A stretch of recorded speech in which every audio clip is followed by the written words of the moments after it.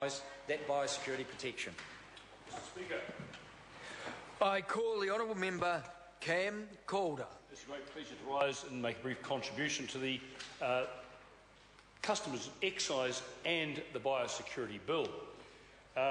This government has, over the last couple of years, made no secret at all of the fact that we are rebalancing our economy away from the debt fuel consumption of the previous 9 years when the other government was in power, to an export-led growth. And we've had some very, very good news. Exports are up by almost 10%. Mr. Speaker. Exports to our number one market in Australia are now $11 billion a year, and exports to China, our number two market, are up by 22%. 22%. Our total exports from New Zealand are $47.3 billion. It is an extremely important linchpin, foundation stone for our health and prosperity.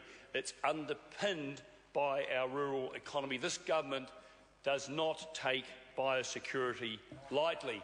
Rural economy has had an excellent year. Mr. Speaker. Milk production up by 7%. 7%, that's twice the average growth of the last 10 years. Meat and fibre sector has had a record financial year. Our national wellbeing is underpinned by our rural economy, and it's vitally important that we do have a high level of security at our borders.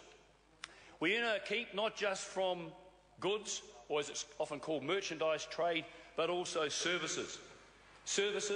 Total services and exports to June 2011 were $13.5 billion, Mr. Speaker. $13.5 billion.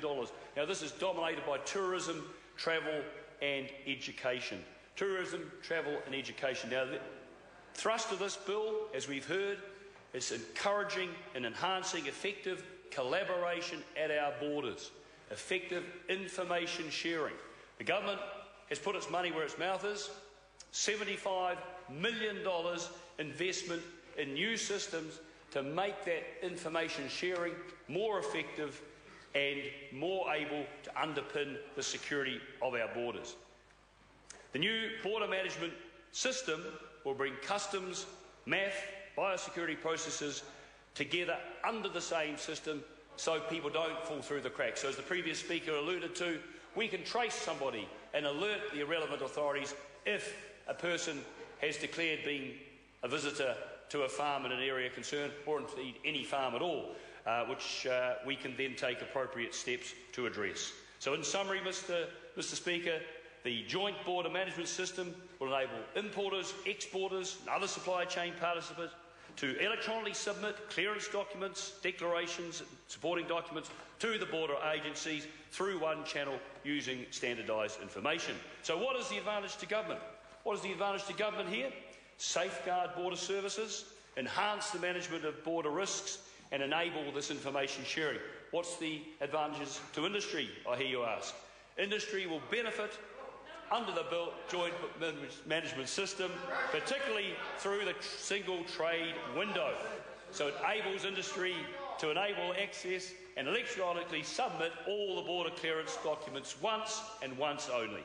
Provide more certainty about the clearance status of those documents and result in more faster and more transparent and efficient movement of goods through the supply chain. Mr. Speaker, I commend this bill to the House.